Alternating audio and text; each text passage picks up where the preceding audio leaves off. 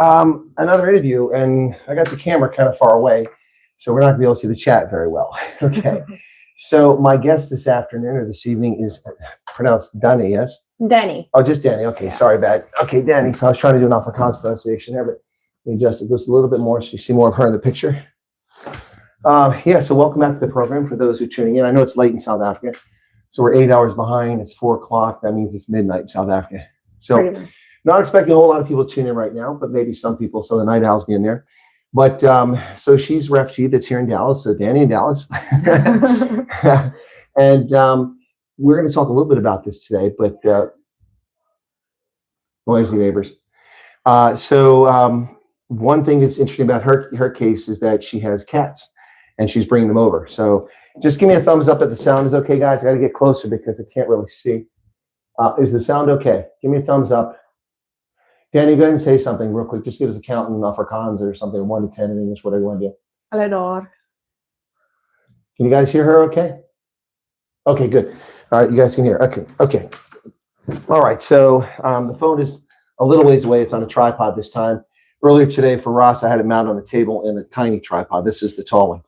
So, Dany, you've got some cats. We'll get to that a little bit later on.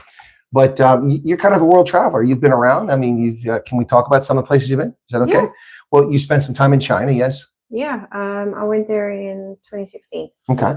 And so occasionally, just take a look at them occasionally. So you don't have to talk to them. You can talk to them, but occasionally look over there. So, I mean, did you spend much time there? What'd you do? So I went there in July of 2016, and I was there until July 2019, just before COVID-19. So 3 full years then? Yeah, 3. Okay. And you were teaching English as a second language? Yeah. So are the communists good students? Well, they kind of forced to be. Okay, they have no choice. That's communism. Yeah. They don't get a choice. So, but I mean, so where were you in China? I was in Hefei, I don't know which is Anhui province, so it's down south. Okay. So if we kind of look at the map, Beijing is more up north, Sure. And then you have Shanghai, which is more to the coast. Yeah, it's along the coastline. Yeah. So, is Mandarin the language spoken widely there, or is there another language? Mandarin. Okay. But there's different dialects. Sure. Did you learn any? A little. Very basic. I can get myself from point A to point B. Okay, well that always helps. All right, so you got into the refugee program, and here you are in Dallas. Yeah. So she came last night to the meet and greet. What did you think? It was a fun time. I really enjoyed it.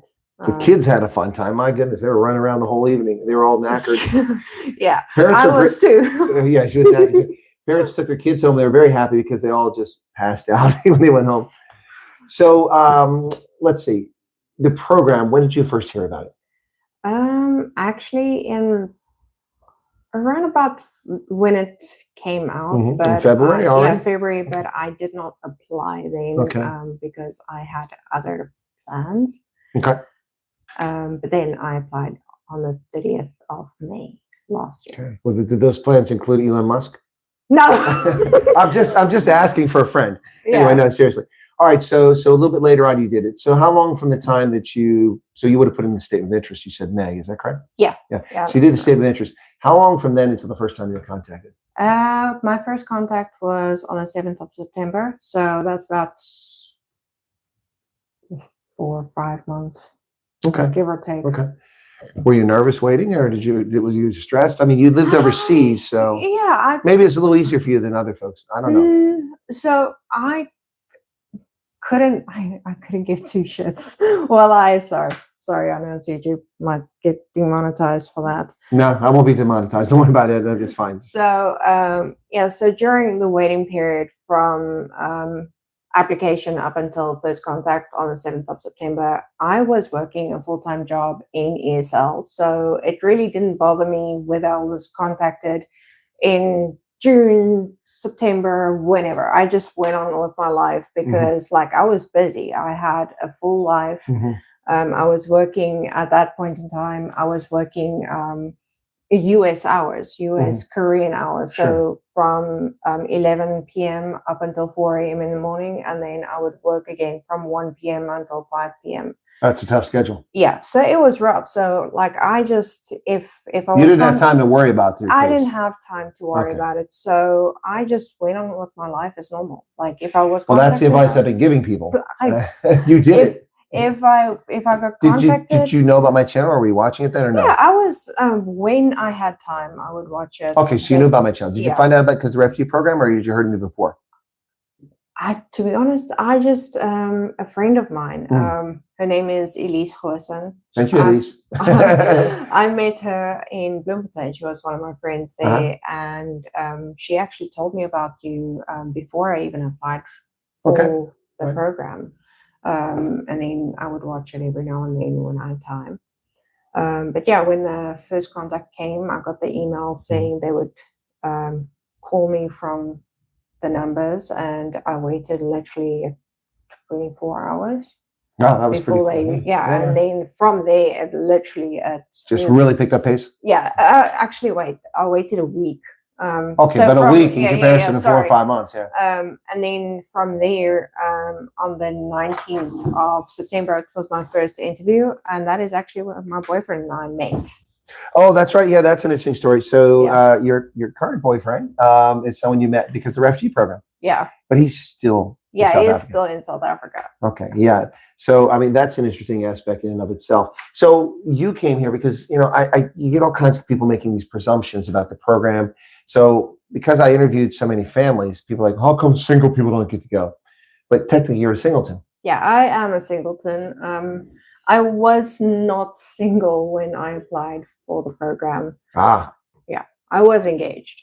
Okay, well, but that's ancient history. That's ancient history. We're not going to focus on that. Nope, we don't do that. And what did or did not transpire there, we'll pass on that. All right, so when did you arrive after the September call? I arrived on the 4th of December. Okay, so December, January, now 2+ months you've been here. Yeah. But you're already working. Yes, I'm working at the Sheraton in downtown Dallas. Which is pretty ritzy. I drove by it a couple times. Yeah, it's a 4-star. So how are you finding it? Is it okay? Yeah, it's pretty awesome. My colleagues are really cool.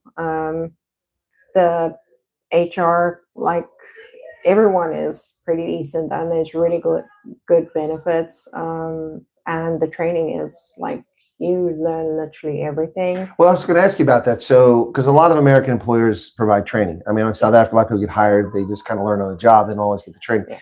But you tend to get training with most jobs in America, and you're getting training for the job. Yeah. So you can. So how it works is when you apply, especially for the Marriott group. So the Sheraton is part of the Marriott group. Mm-hmm. You apply through Marriott. They've got a website. You can apply for multiple different roles. For example, server, housekeeping, front desk, HR, whatever. Yeah. But you won't necessarily get that position. But if you start in another position, you could always apply for one later on. You're already inside the wire. Yeah. So how it works is, let's say you get hired as a hostess. So that's my position. I can, at a later stage, after 3 months, I can do another job. Oh, but so you have to spend 3 months in the position you're hired for. That's like almost like your probation period. Sure, that makes sense. And then you can do what they call double code. Mm-hmm. So that means you can do a different field within the hotel. Now, because it's the busy season, so there's a lot of conventions and things taking place up until around August, September. They're not going to let you double code because it's just going to be that busy. I mean, right now we have about 4 conventions. I can imagine. Yeah, Dallas, lots of conventions. That's probably a big part of the business here is conventions. Yeah. Especially Dallas Sheraton, Mm-hmm. They're a convention hotel, so they mainly get their money from conventions and things like that. So up until around, I would say October, November, they wouldn't even dare let me double code. I'm sorry, you keep it to, I'm just reading what the person said. So December is a really quiet time for Mm-hmm. like the conventions because it's winter and it's Christmas and people are coming. as well as like Thanksgiving over a November period. So at that point in time, then you can start double coding and training for another field. So Dany, did you apply to a lot of jobs? Did you get turned down at any, or did you see this and you? Yeah, I applied for a lot. I think on my Indeed, I probably had like. Oh, so you used Indeed.com to find a job? Yeah, Indeed, ZipRecruiter, Monster. There's you used all of them. Yeah, these are ones I've told people in my program to check into. Yeah, I used all of them. I actually had a job a week after I arrived. Okay. I got a marketing job. That didn't work out. Just wasn't a good fit, or what? Do not go into marketing here in the US. It's a scam.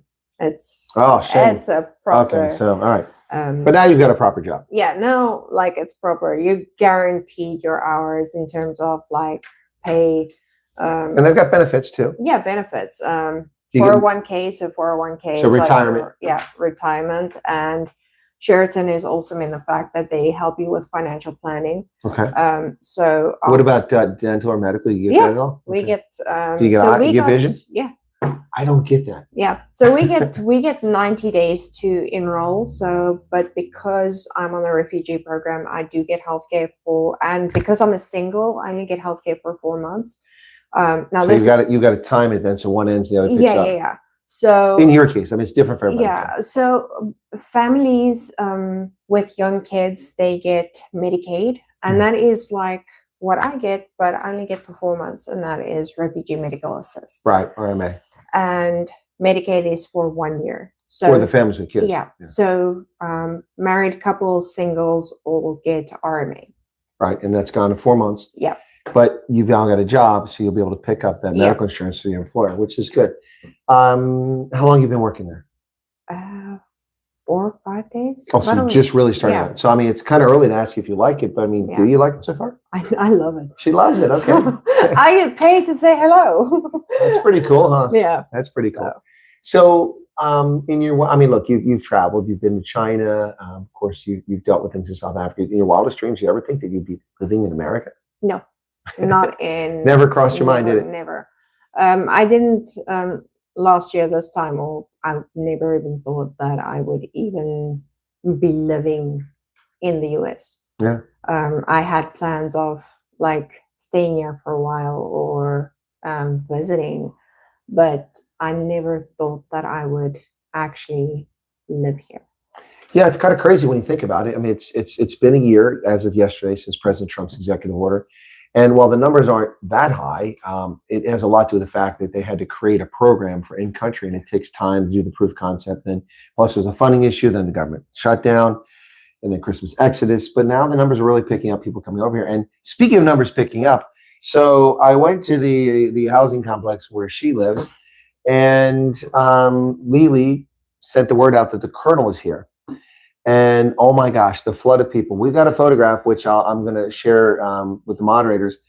There were at least 25 refugees that showed up, and there were some that were working, so they weren't available. So, I mean, it was like they came out of the woodwork, and all these people. It was such a humbling experience to talk to everybody. And every man and woman I spoke to was so grateful. And one of the couples, their teenage daughters just like had coat hangers in their mouth. They're so excited. It was really, yeah. I think you're going to get wrinkles prematurely if they keep smiling like that.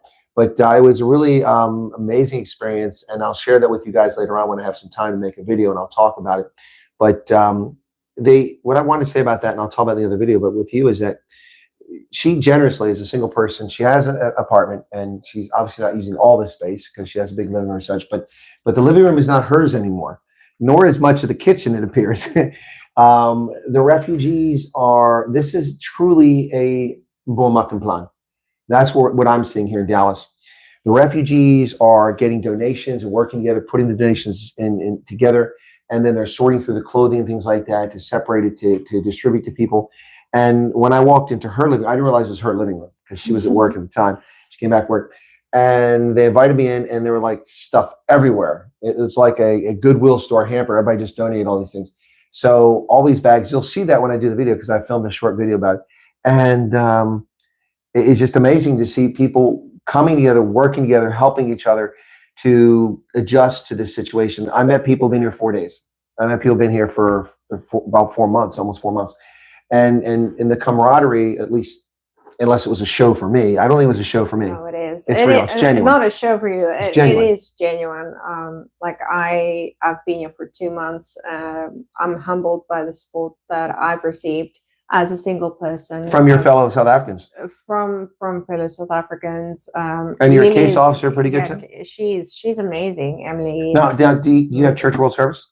Or do you have No, IRC. IRC, okay. All right. So we want to give people credit when they do a good job. So Yeah. IRC is doing a good job in her case.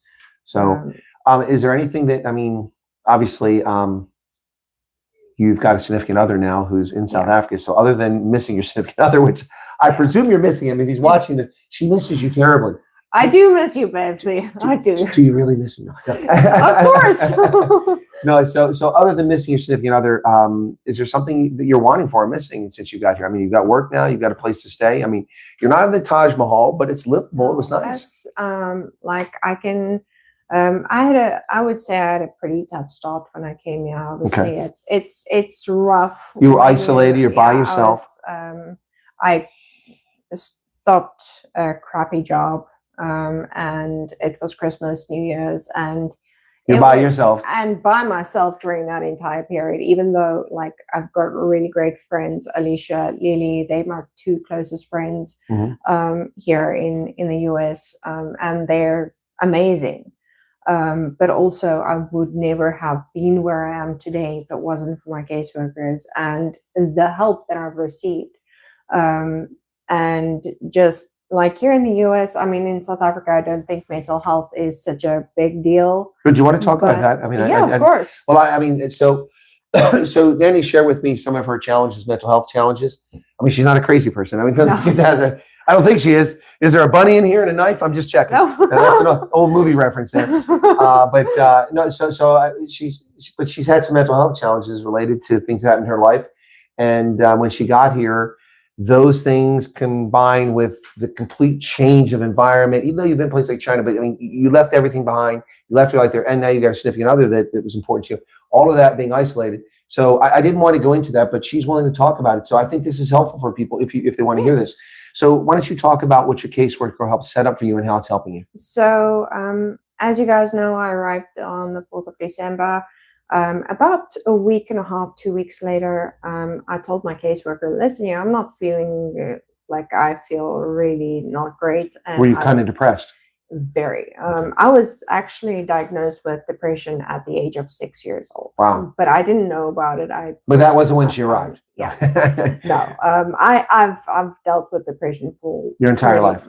Pretty much without 24 years. Without any care, counseling. Without any care, wow, medication, anything. So I was in a very dangerous point in a dangerous spot. Not a very safe situation to be in. And I reached out to my caseworker and I said, listen. But you weren't doing self-harm? No. Okay. No. But I mean, that's a risk. Yeah, it's a risk. And I was thinking of harming myself. Yeah. So I reached out and they referred me to the right people. So IRC, World Relief, all of these people, they have departments.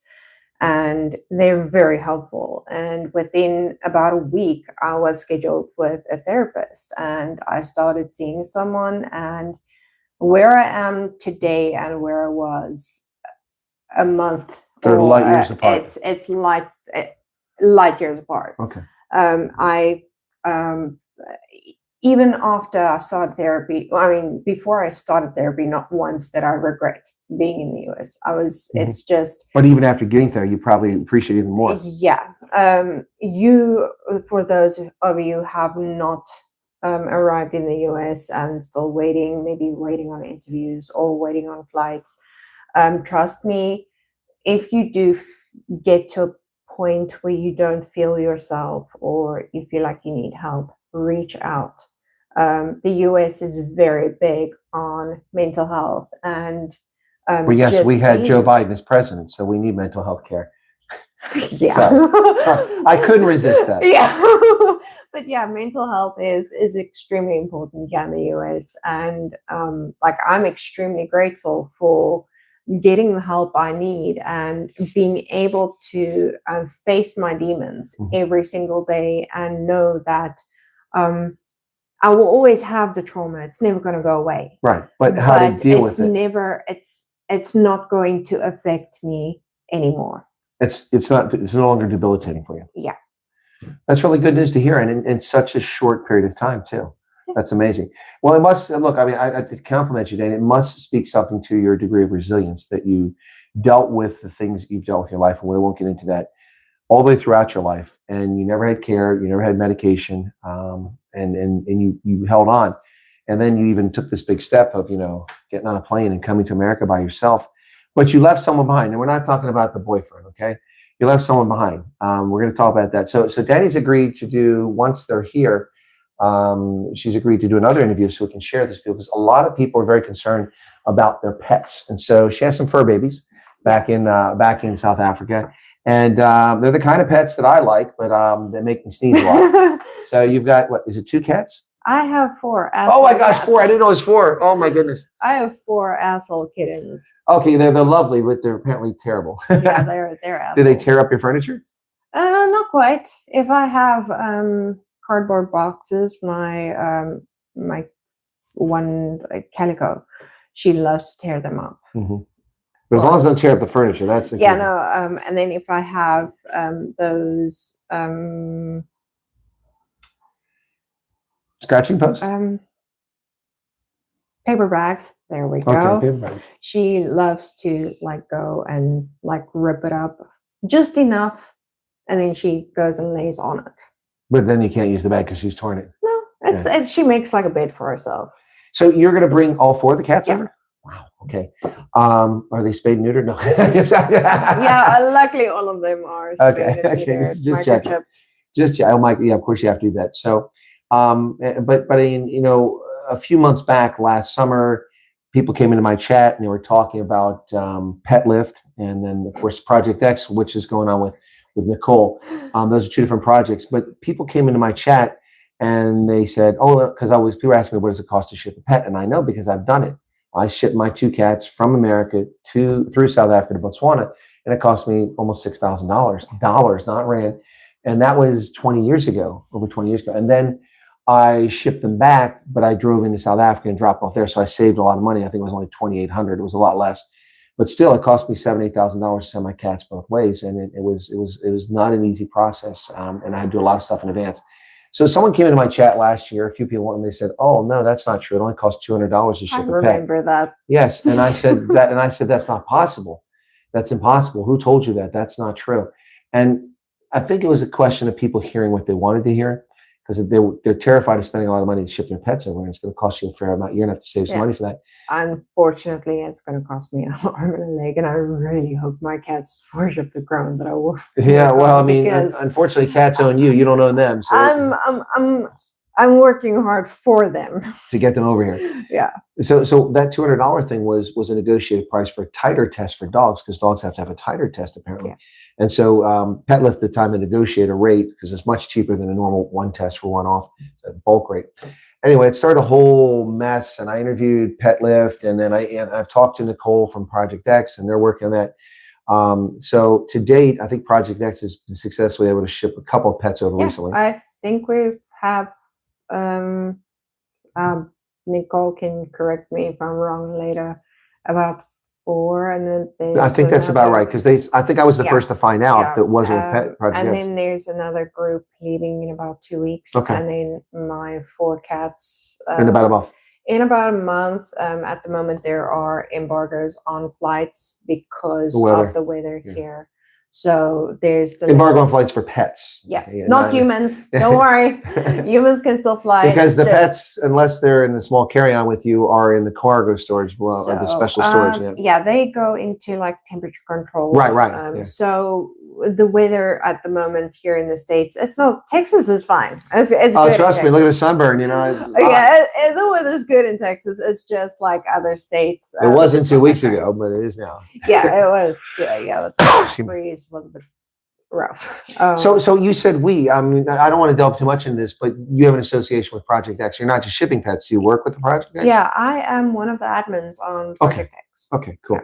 All right. Well, I have nothing bad to say about Project X or Pet Lift or nothing good. I'm agnostic. I just share what, no, I share, and that's how I always was. I share what information we can find out as long as I can verify it's true. And that's why I know that Project X has successfully shipped a few pets over already. Yeah. And I'm going to have some more. And of course, she has a vested interest in that, does Dany. Let me see the super chat is. Hang on. Sorry. People back home are quick to say, you took the easy way out, try and build your whole life from scratch in a foreign country with your choices. Hey, thank you, Stefan Miller, $10 Canadian. That looks like a South African or German surname, so I'm guessing you live in Canada and you started your life over. Yeah, no, look, so let me just go on for a second here. We'll get back to the Dany story. But in the Belofteland, episode 5, Kara Hotzenberg is interviewed in Twin Falls. And she's asked about President Ramaphosa calling South African refugees cowards for leaving the country, to which I'm paraphrasing. She said, I wear that badge proudly. I am a refugee coward and my children are alive and have a future. So he can call me whatever he wants. So people that say that are people that either are jealous or don't know better, or they're bigots or racist. I mean, I don't know why else someone would say that. Why would somebody begrudge someone that is moving from one place to another? I mean, I lived in 16 countries. Nobody complained about me moving around. It was my job. I didn't move for better life. Sometimes it was better. Sometimes it was worse. As Trump said once upon a time, I lived in some crap hole countries. Yes, but some were very good and some weren't. So anyway, just people are petty, and they shouldn't be petty. Don't begrudge someone. I was at a lovely house yesterday, as were you, and I would love to have a house like that, but I don't begrudge the people that have it. They earned it. When I'm an adult. I'm an adult now, but one day when I'm older. Yeah, I mean, the beautiful house, beautiful location, but I don't begrudge those people. I mean, they worked very hard for their success in life, and they're South Africans who came over here with nothing as immigrants, and they were here for their visa, and it was about to expire, and divine intervention or something, and then they won the visa diversity lottery and got to stay rather than have to go back to South Africa, and built a huge future here. So people shouldn't be so petty. All right, let's get back to your story. Okay, so we've talked about this mental health issue. We've talked about your pets, your role with Project X, helping out there. In the program, obviously, we also kind of touched on this. You weren't concerned about things because you're so busy working and your life was your running life. But when you got here, obviously you had a low point, as you said. You really had a low point there. Was it during the Christmas holidays or after it? It was just before. It actually hit me Christmas Eve. Because Christmas is a really bad time for mental health. So Christmas Eve, it hit me because I realized, oh shit, I'm alone because Lily's got her family, Alicia's got her family, and all the other refugees. And there weren't nearly as many refugees here then as there are now. No. So I was genuinely on my own, and my boyfriend and I, oftentimes, if we find a song that we like, I think he sent me a song called Survive by Lewis Capaldi. Okay. And I think we played it in our video call that we had with one another, and all of a sudden I just bawled my eyes out for no reason, and I just said I feel lonely, I feel on my own. Everyone, I can't keep going to everyone. So this was your low point, Christmas Eve. Yeah, this is where it really started. Just hit you like a ton of bricks. Yeah. So here's something people don't know. I've met her boyfriend. Yeah. Yeah. He came to one of my meet and greets, didn't he? Yeah. Yeah. I think it was. Was it the Northcliff one? The Thunder Gun? Yeah, Thunder Gun. Yeah, that was hectic. That last one at Thunder Gun. So, but you didn't know him yet. No. Okay. I was going to give her a hard time. Why didn't she come? Yeah, but you hadn't met him yet, so. Yeah, we actually met on the 19th of September. Okay, long after I'd seen him. Okay. And we only became official in October. All right, so now it's all about me. Let's talk about me. No, I'm just kidding. No, so obviously he watched my program. He knew who I was. He came to the program. You had been seeing my program. So did I come up when you guys met? Did you did it come up in conversation at all? He actually told me about it a couple of months ago. Oh, I met Colonel Wyatt. Oh, you didn't know this till recently? No, he didn't. He told me last year. So you guys were in the refugee program. You both watch my channel and you never discuss me. You're dead to me. So he told me, I think, interesting story. So our final interview for the US was the USCIS, and that was on the 23rd of September. Okay. Just before the government shutdown. Yeah. Ooh, talk about lucky timing. Yeah. So what happened was we had literally just finished our interview and we were on our way back home. And my landlord at that point, I was living in Randburg. Okay. And my landlord was like, "Hey, you got to be out." And they knew I was leaving, but they didn't know I was on the refugee program. And well, you had a history of going abroad, so who would have thought otherwise? And like the house was a mess because like I was busy packing everything up, and everything was going to go. And the cats were tearing everything up. Well, the boxes and all the boxes were going to go to my brother in anyway. Okay. Also, you've got family back there. Yeah, I just had my brother, and I got a text from my landlord saying, "You got to be out." Mm-hmm. So now I'm freaking out. It's like 6 o'clock in the evening. We're in the traffic, Pretoria traffic. And I'm just like, oh shit. Now I'm going to be homeless. This is her favorite phrase. Lily's favorite phrase is trust the process. Hers is, oh shit. Well, I use our shit because I can't use other words. Use Afrikaans. So then when we get to my apartment, my boyfriend, which was just a friend at that point. Yeah, you just met him. We literally just met. I actually, the weekend just before our final interview, I invited him over for a braai. He said no. That's not a good start. Yeah. So back to the 23rd. He's like, "There's no way under good conscience I can let you stay on the streets as a woman with your 2 cats by yourself." So he took me in. Right, 2 cats. You went with 4 now. You got 2 more. Because he's got his own 2 cats. Oh, okay. So now they combine. Now we've got 4 cats together. Okay. And he took me in. So like I was working in the evening and he would sit up with me and we would chat. And your relationship developed from there. Yeah, it was a friendship and obviously it became more than that. Cool. That's interesting. But you never talked about me. Both. Are you listening, pal? Are you listening? Because you didn't talk about me with her, now you have to find 5 subscribers for me before you leave South Africa. If you don't do that, I'm going to move heaven and earth to make sure you don't get over here anytime soon. Please, babe. No, obviously, I have no fool or say over that. But listen, the challenges you've had here with the mental health stuff, I mean, I've only met you yesterday, and we chatted a bit yesterday, quite a bit actually. I told a lot of people I was there for 12 hours.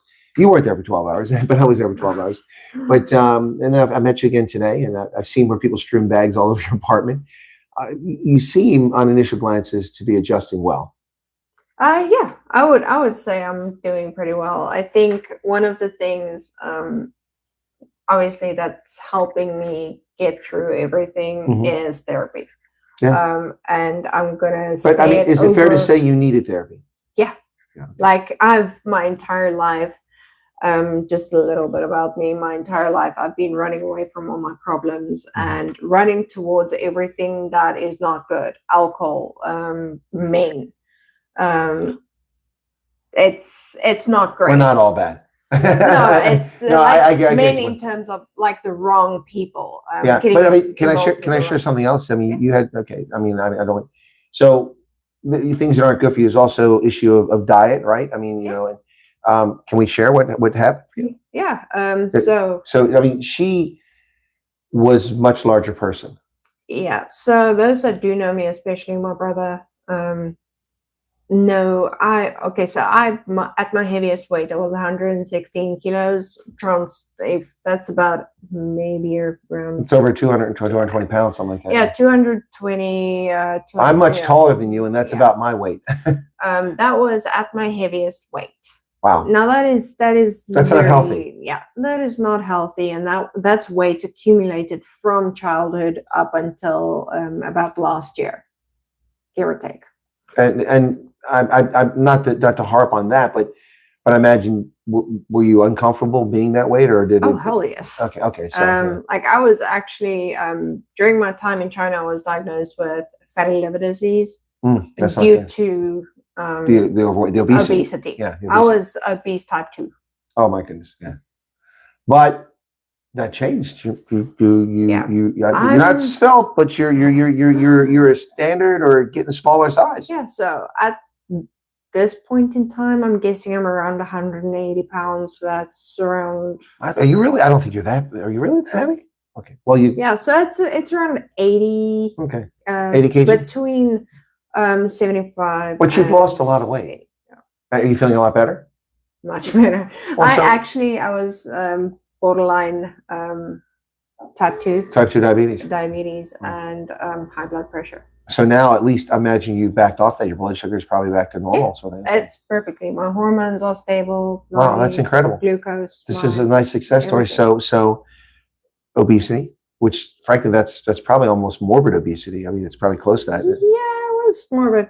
Okay. Was morbid. So that borderline type 2 diabetes and the hypertension and serious concerns about your mental health and frankly, safety is an issue in South Africa, all those things. And now you've been here a short period of time and every person's different. Every life is different, but you've got to take control of your life. Yeah. Dany, I'm going to say that it sounds to me like you've taken control of your life. I mean, you reduced weight to a healthier level. You've taken yourself away from those risks. You sought and got mental health care, which you needed. And you've stood up for yourself. You come over here and now you're going to spend a vast fortune to bring 4 cats over here. So we might have to revisit that mental health status. No, I'm just kidding. Just kidding. Probably. Just kidding about that. So I mean, it sounds to me like you really, in many respects, taken care of your life. I know it's very early, okay? And I don't want you to commit this. And when we do the interview later on, after she's got the cats here, it'll probably be bouncing all over the camera at that point. But when we do that, but before that, I mean, is it fair of me to ask you that at this moment, having arrived here and gone through what you've gone through, are you maybe happier now than you've ever been? Minus your boyfriend being here and your cats. Yeah, definitely. Wow, that's amazing. Even with all the struggles I had in the beginning, the rough start, not once have I ever regretted being here in the US. The US has just been wonderful to me. I've never really had any bad experiences. I'm being taken care of. And you're taking care of yourself. And I'm taking care of myself. Oh. And like for the first time in my entire life, I feel like I'm home. Like my heart. It's amazing. My heart is home. I might get a little bit emotional. Well, that's but okay.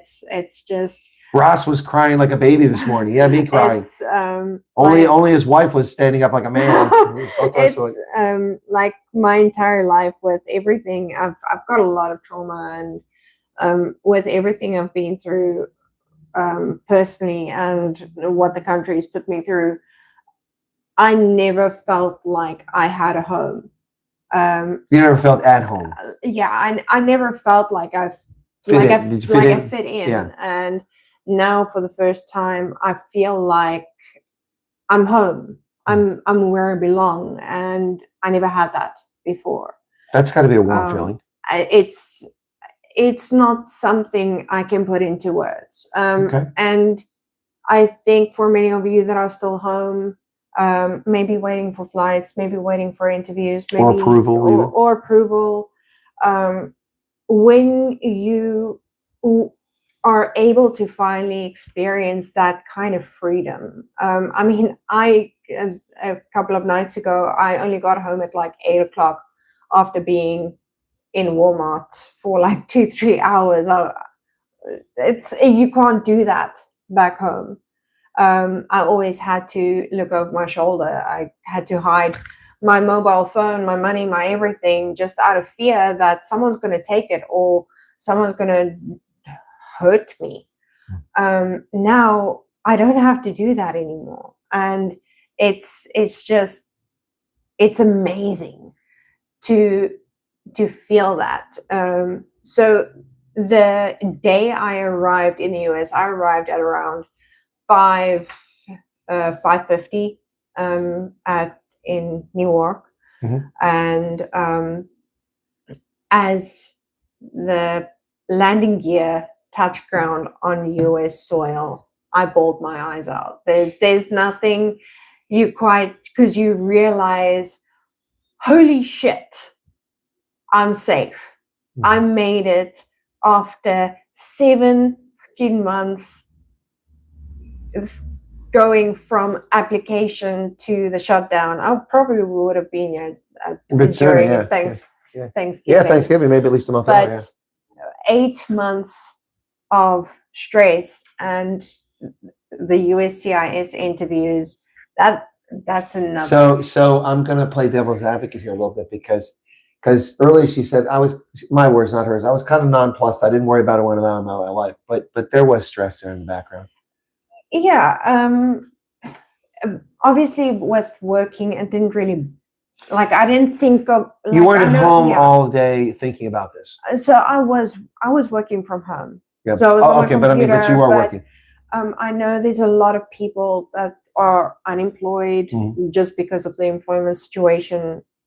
And so, like, for me, it didn't really bother me because I was busy. But there was still stress there. Yeah, especially like when the interviews did come. So the first interview, it was fine. I was still stressed about it, but the USCIS interview, it's a different ballgame.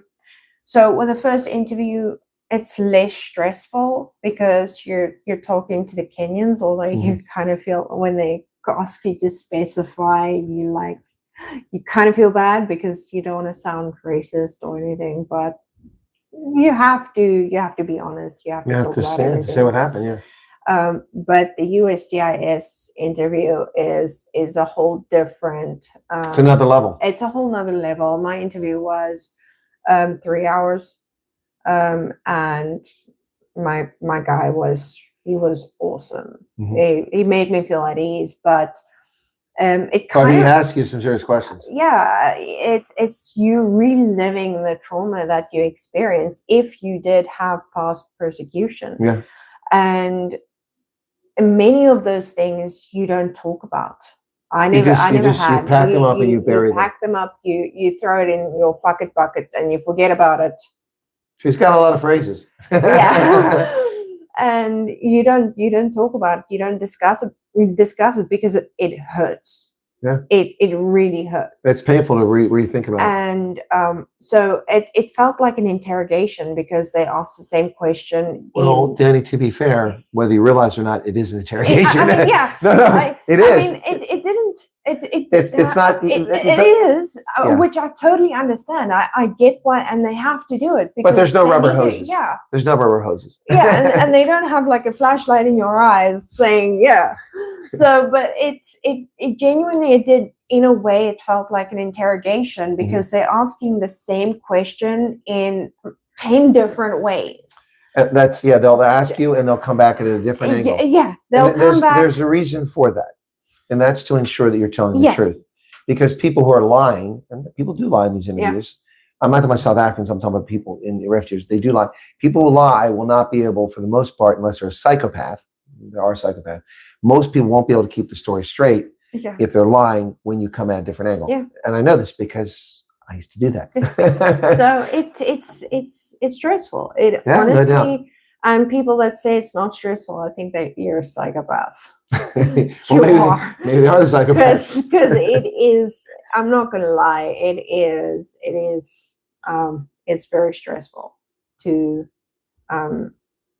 go through the process. To go through that, the USCIS interview itself. But they were fair. They were fair. They are very fair and professional. And they professional. They are there to help you. They are not there to judge you in any way, shape, or form. They want to help you. They want you to be here, if that makes sense. Yeah. They don't want you to be. They're not there trying to stop you from coming over. They're trying to look for reasons that you can come over. Yeah. Okay. I think that's a fair thing to say. And I don't think we've ever phrased it that way in conversations with refugees in the past, but maybe one or two people said that they want you to succeed. And I think but they don't make the decision. They do the interviews, then it goes to an adjudicator, and they look at your case. So that's an important distinction too. All right. So these cats of yours, you must really love the cats. Oh, I absolutely adore them, especially my two, obviously, because they've been with me for longer. Storm, he is my boy. I got him in 2013, my ex-fiance. Oh, wow. He's got some years on him. Yeah, so my ex-fiance got him for me because my plans to go with him or come with him to the US, they didn't really happen the way that we intended. Envisioned, yeah. So he got me Storm as a companion. Storm was, I think he was about 7 weeks old when we got him, and he's been literally attached. He's a Velcro kitty. So those who don't know what a Velcro kitty is, they don't leave your side even if you go take Now a they shit. come and curl up next to you. They Yeah, rub your he's leg. like- They sit in your lap. They Yeah, lay on the he's bed like, next to you. when I'm stressed out, like he'll come and lay on my chest and he'll make biscuits on my chest and he'll just like give me Ah, hugs. that's the right phrase. Make biscuits. Because my cat used to love to do that. You know? Yeah. It's just make biscuits. That's right. And So Luna was okay. abandoned by her original owners I see. in about 2 years before I got her. And when I found her on the streets, I took her to my vet and they scanned her microchip and said that she's owned by these people. And then the next day, which was, I think, Boxing Day in December 2024, I found her again. So I gave the original owners a call and they said, oh, but she belongs to these people. So I said, but your name is on the chip. name is on the chip.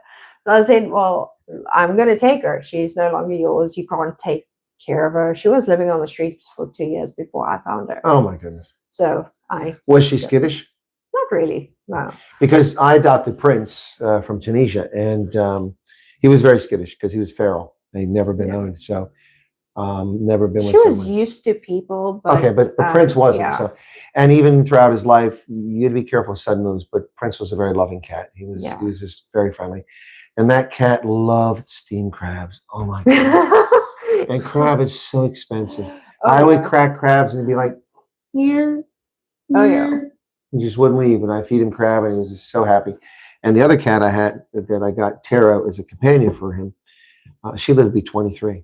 Oof. Wow. But she was domestic cat the whole time. She was always indoors, never outside. Prince went about 11 years, but he had all kinds of, he went through 7 of his 9 lives before I even got into the States. Oof.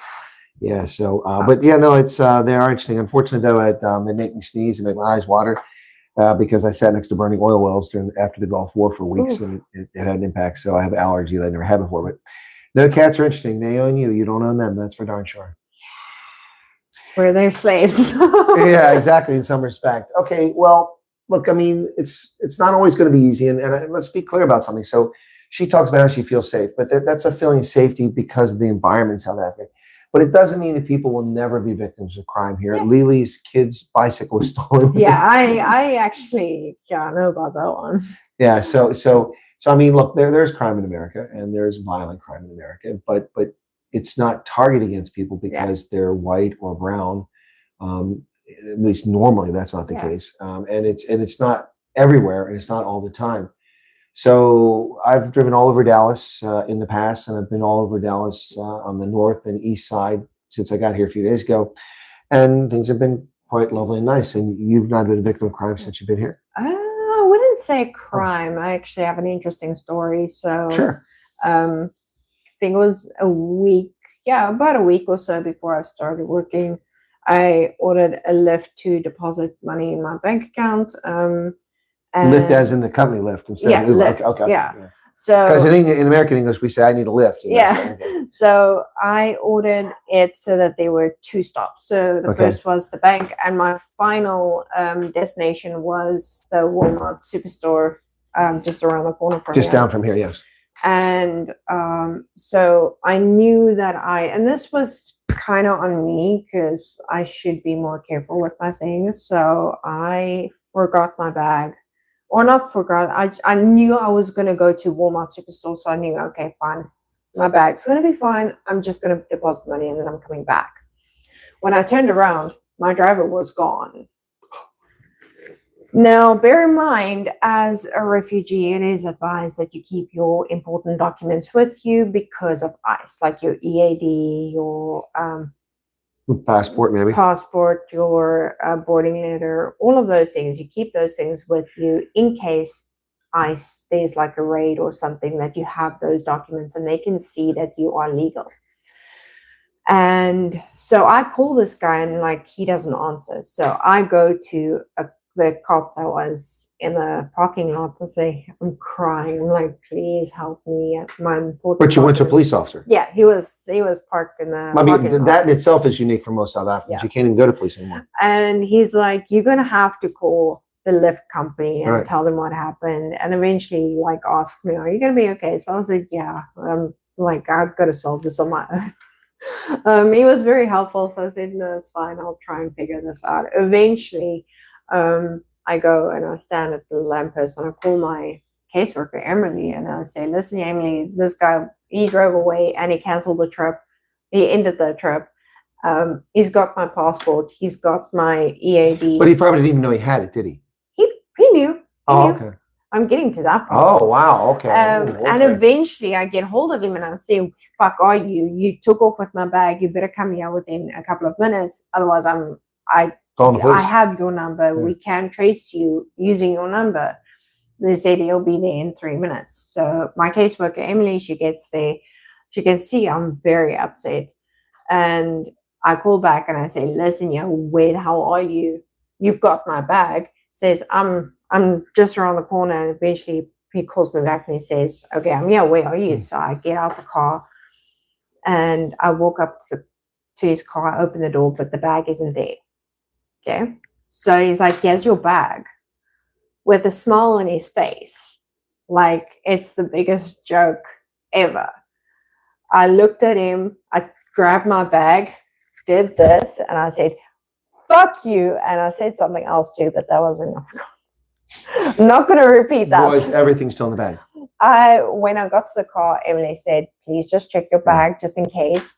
But as I walked away, I just held my bag like this because, holy shit, I got my bag back. It looks like I have everything. And yeah, I was at this point in time, I was angry. I was I can imagine. Very angry. Because you weren't ending the trip, but he took off. He took off with the money and my bag, and he gave my bag back with a smile on his face.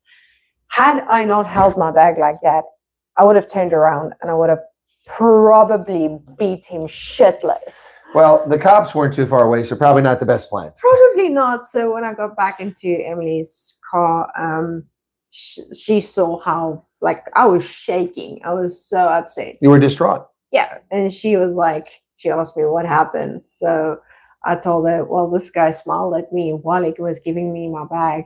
And I was so close to like beating him senseless. She says, like, I'm so glad you didn't, but I probably would have also. Yeah, no, it seems like you had probable cause to do it. Let me check on something real quickly.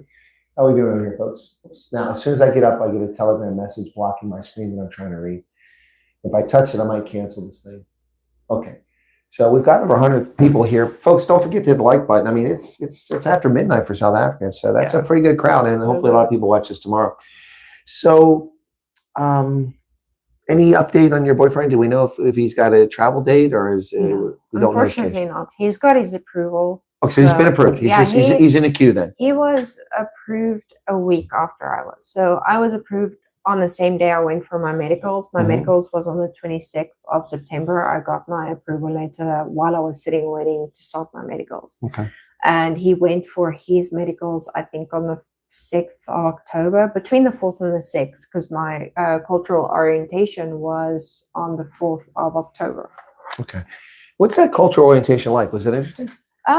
Yeah. I wouldn't. It was like 4 or 5 hours long. Wow. Okay. But it was a lot of the things I already knew. You already knew. But I mean, understand that is set up for people like coming from the Congo or from Burma or somewhere like that. For many people in South Africa as well, because there's so many people that have never traveled anywhere, that have never even gone to another state or province in South Africa. So it's many haven't even been on a plane. No, that's true. I mean, it was the same from the very beginning with 59. You know, You've traveled long distance. You've flown to China. That's not a short trip. So a lot of the people that I talked to in Dallas were knackered when they got here. They couldn't sleep, or all they could do was sleep because they weren't accustomed to that kind of travel. But you travel long distance for. How was that for you? I mean, it's just about 14 to 17-hour flight coming over to Atlanta. You went to Newark. Yeah, I went to Newark. Okay, so it's about the same time. And then you had another flight. Was there a layover in Newark or no? So our customs and security took about like 8 hours. I was the last person to be processed. That was a bit rough. Oh, special lucky draw there. Yeah, and then I think I left Newark at 1:30. I arrived. Did you miss a flight because of that or no? No. Oh, okay. No, they make sure you get on the flight. Yeah, but you still waited hours to get through. Yeah. So you once everyone. I hope they're not doing body cavity searches. So once you go, so you actually are not really allowed to use your phone in that area. Yeah, you're not supposed to. They get confiscated. And one thing I have noticed about the whole like refugee program, from like flying up until arrival, you kind of do stand out like a sore thumb. No matter how hard you might try to fit in. What I mean by that is at Cape Town, I departed from Cape Town. You have this envelope, this brown manila envelope. It's so much different from everyone at the airport, and even people that's traveling from Joburg, you also get the same envelope. You stand out. You, even though you don't want to, and you're not meant to stand out, you do. And on arrival, you do stand out because you go to a whole separate area to that of normal travelers. You do not get processed the same way as other people get processed.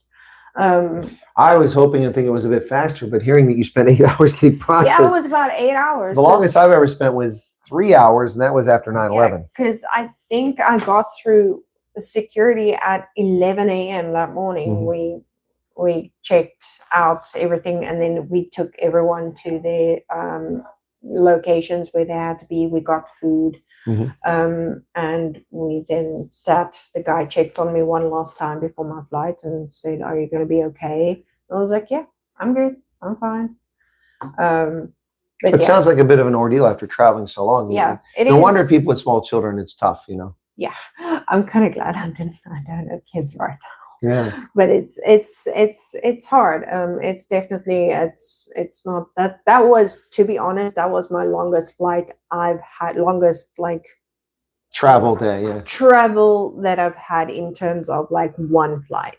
Yeah, my flights from Cape Town to China was like, it was broken up. So I traveled from Cape Town to Dubai, and then from Dubai, I had like a 24-hour layover there. Yeah, but you can you can walk around. You get food. You get a food voucher, and then from there on, you travel like 6 or 7 hours from Dubai to Beijing.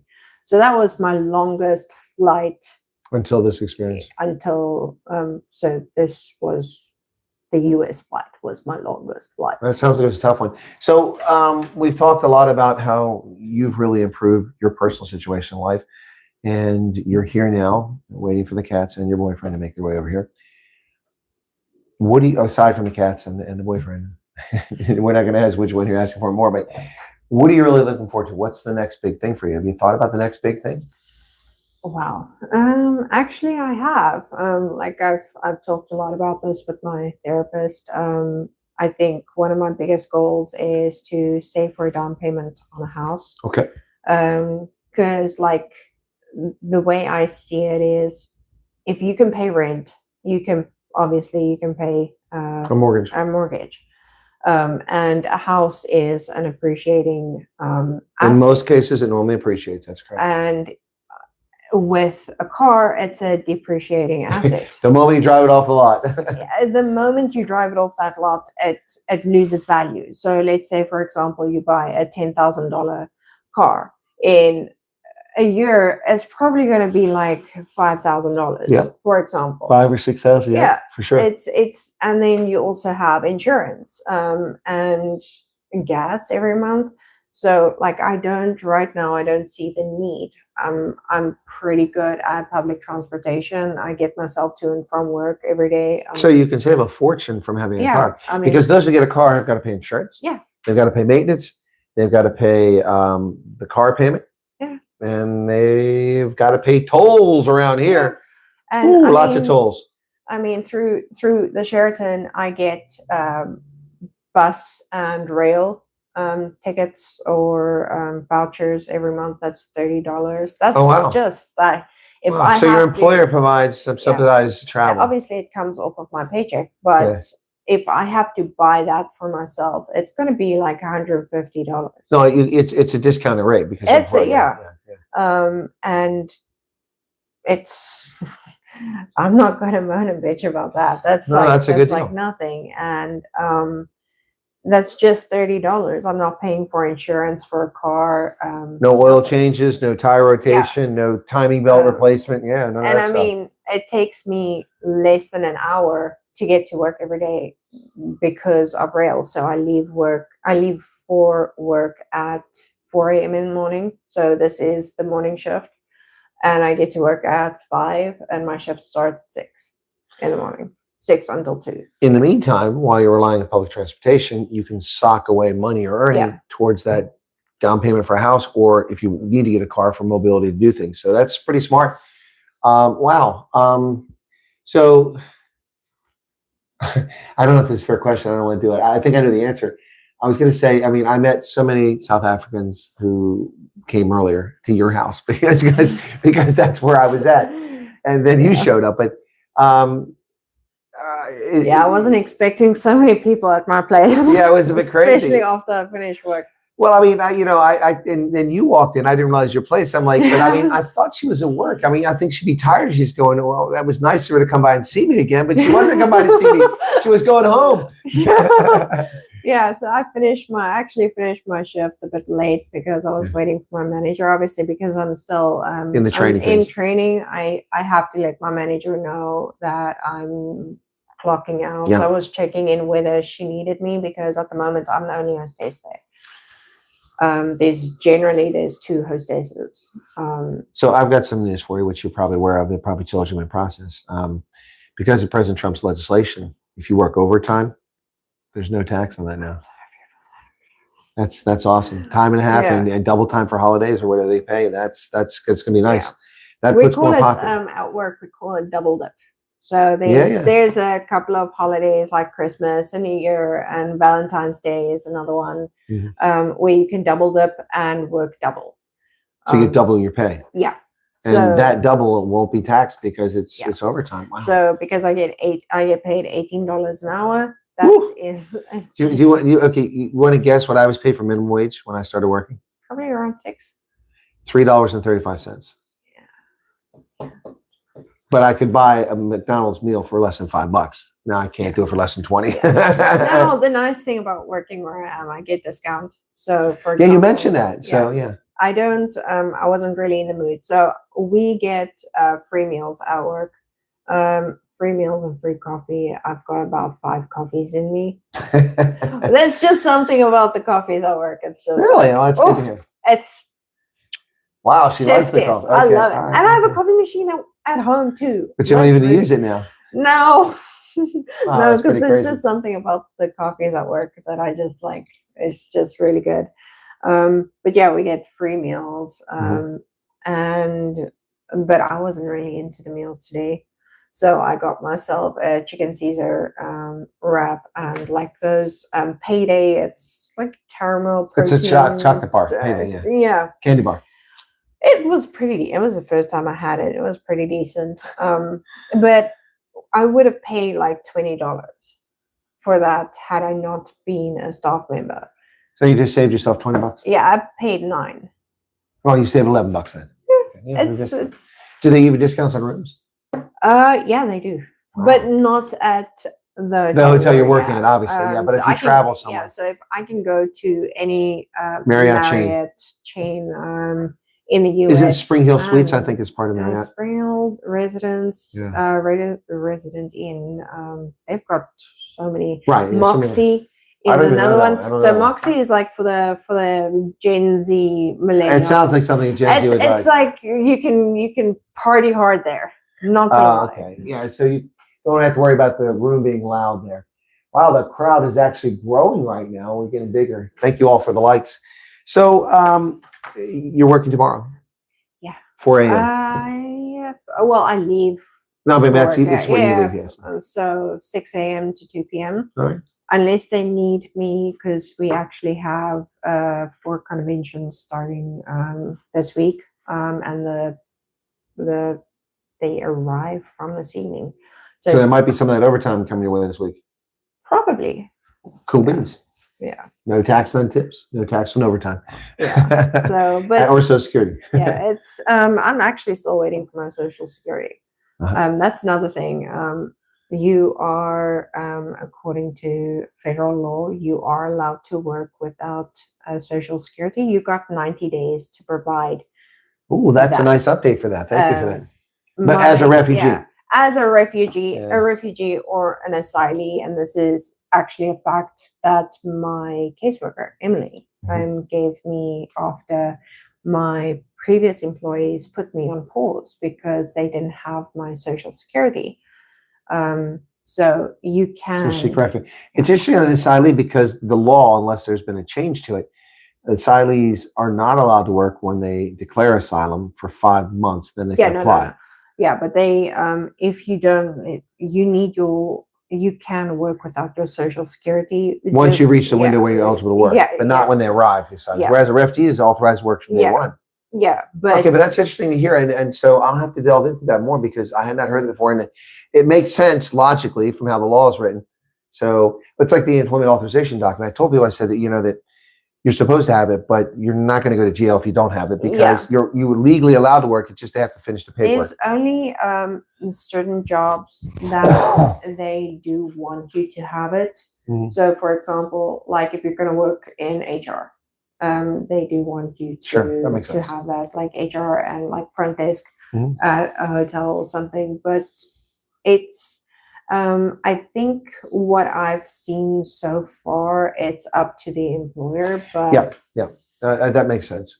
So, Dany, let me give you a chance to address the audience. Anything you want to share? Any thoughts or encouragement or advice you can share with people who are trying to undertake this path or might want to take this path?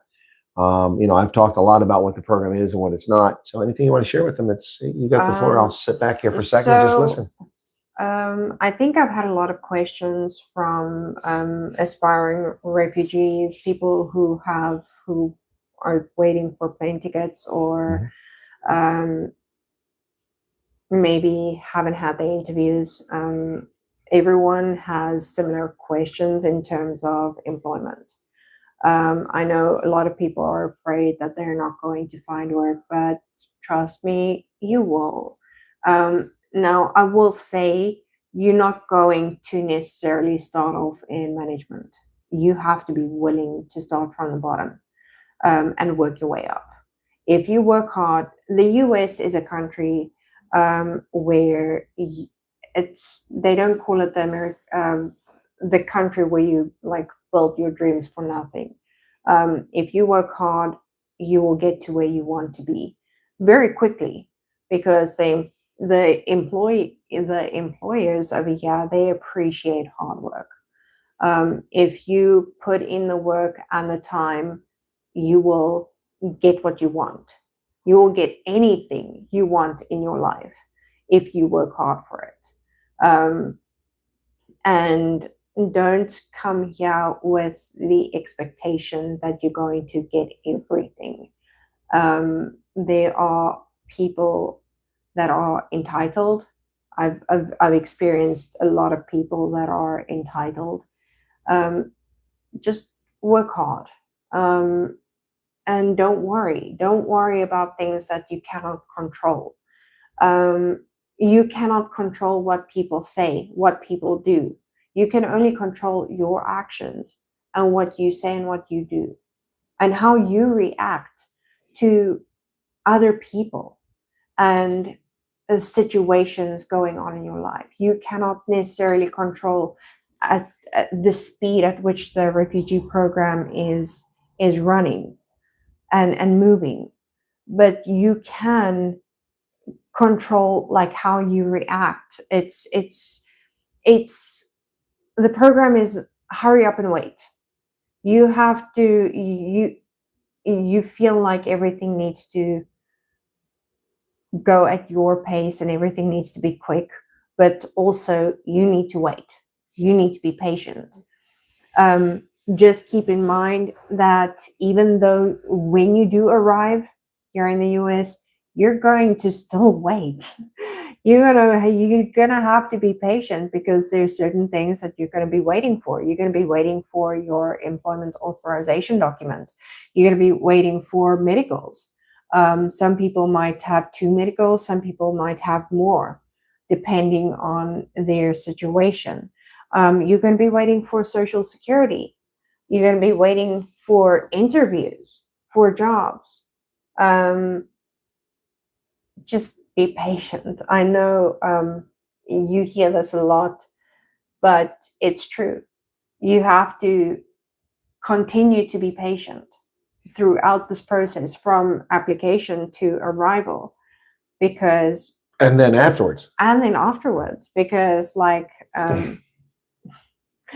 yeah, You're going to drive yourself crazy otherwise. Yeah, I mean, so many people are growing impatient. Of like, I've been waiting since September for my flights. I haven't heard anything, but you have to. There's with the shutdown, there's a backlog that they have to take care of. I mean, they were still interviewing people throughout the shutdown. So it's all of those people and people whose tickets were canceled during the shutdown period.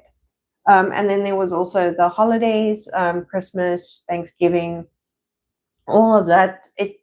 It's a lot of people that they have to book flights for. And I also know that there are a lot of people, I hope no one's going to take it up in a bad way. There are people that are very negative out there. I've experienced it here in the US, where you get people that arrive and very negative about everything. The thing is,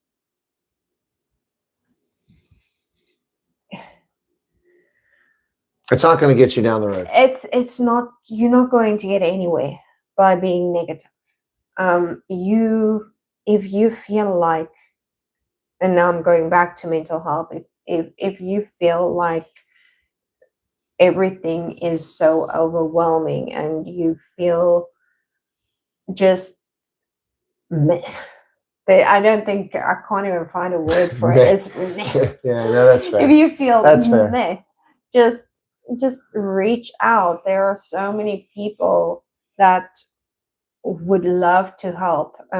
When you arrive here, reach out to your caseworker immediately, and they'll refer you to the right people. If you need to see a psychologist or a psychiatrist for more specialized care, they will refer you to the right people, and you will get the help you need. It's why I feel like I've adjusted I'm adjusting. I think earlier you said you feel at home. And why, for the first time in almost 30 years, that I'm starting to feel alive. Wow, that's quite a statement. And because for my entire life, I've not felt You've alive. been living. You've been existing. I've been existing. I have not been living. That's and it. You've been existing. For the first time in my entire life, I am starting to live Your own life. I'm living That's awesome. for myself. I'm And those cats. and my cats. But I mean, I'm starting to like see in color, if you will. Yeah, no, I get that. You've been seeing the world in black and white, and suddenly it's come into color. It's come into focus, and when it came into focus, it was color. Yeah, not colored as in Western Cape color, but color. and it's in living color. And it's such a it's an amazing experience to be able to like And this is something my therapist actually told me a couple of days ago. She said she notices I'm starting to use the word feel. Mhm. And I've never used that word, never used the phrase I feel. Because You had no before feelings. You were I had numb. no feelings. You were literally numb.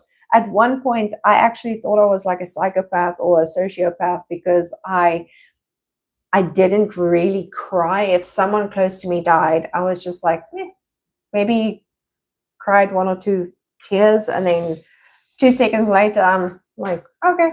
I think you hit the nail on the head, though. You were existing, and now you're living.